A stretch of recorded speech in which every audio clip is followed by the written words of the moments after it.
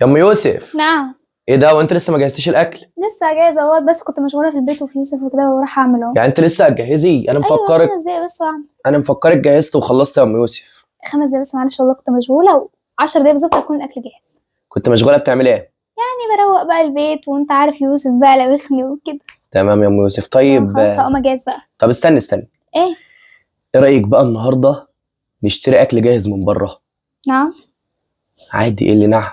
اللي هو ازاي اكل جاهز برضه؟ عادي يعني نجيب مش دليفري. موجودة؟ لا عادي يا ام يوسف، بس انت لسه طيب بقى. وليه دليفري؟ طب استني، انت لسه هتجهزي ولسه قدامك روايه ولسه مش عارف ايه هتطبخي وكلام من ده. ولا رواية ولا اي حاجة، 5 دقايق بالظبط هتكون كل حاجة جاهزة، وهتاكل وهتشبع والدنيا تبقى تمام. لا انا هريحك النهارده. انا مش عايزة ارتاح. طب استني يعني بس، هريحك النهارده ونشتري اكل جاهز من بره بقى، نجيب بقى طب مكرونه ونجيب بقى كشري ونجيب حاجات بقى وشاورما وكلام من ده بقى، ونتعشى النهارده طيب، احلى. هو انت مفكر لما اعمل لك ابقى تعبانه؟ ليه؟ طب ما الفلوس دي نوفرها ونجيب حاجات لنا احنا عايزينها في الشقه، واعمل لك انا الاكل ده في البيت وناكل ونشبع عادي. ايه يعني الفرق بين الاكل اللي هنا والاكل اللي بره؟ ما انا موجوده واعمل لك اللي انت عايزه. يعني انت مش عايزاني اشتري من بره اكل؟ لا مش عايزاك تشتري، وفر. الاكل اللي احنا نجيبه من بره انا اعمله لك في البيت وبكميه اكبر، وهتاكل منه وهتشبع، وحاجه انت ضامنها، يعني مش زي اكل بره.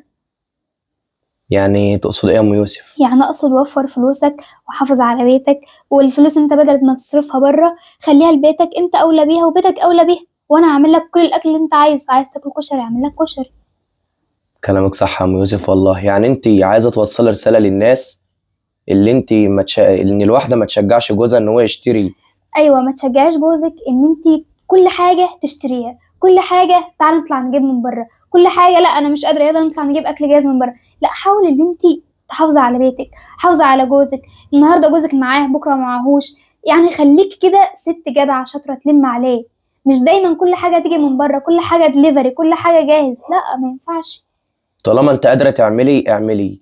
وما تشجعيش جوزك ان هو يشتري اكل من بره. انت ايوه، موجوده اهوت، اطبخي واعملي واعملي وكلوا واشربوا. بزياده والبيت كله هياكل، بدل ما تجيبي طبق ولا طبقين على قد النفر اللي انت هتعملي في البيت وهتاكلوا منه يقضوكوا يومين كمان. يعني وفروا الفلوس اللي هتدفعوها في الاكل بتاع بره، ايوه، وفرها لابنكم لنفسكم. في حاجات اهم من الاكل، في مهم وفي اهم. ابنك تعب، انتي مثلا لا قدر الله تعبتي، جوزك لا قدر الله تعب، تبقى لازم الفلوس يبقى موجوده. معاكم القرش موجود، وتبقوا مستورين ما تتحوجوش لحد. يا رب تكون الرساله وصلت. ما تنسوش بقى المتابعه واللايك والاعجاب بالفيديو عشان وتعمل. يوصل لكم كل جديد. يلا يلا سلام. سلام.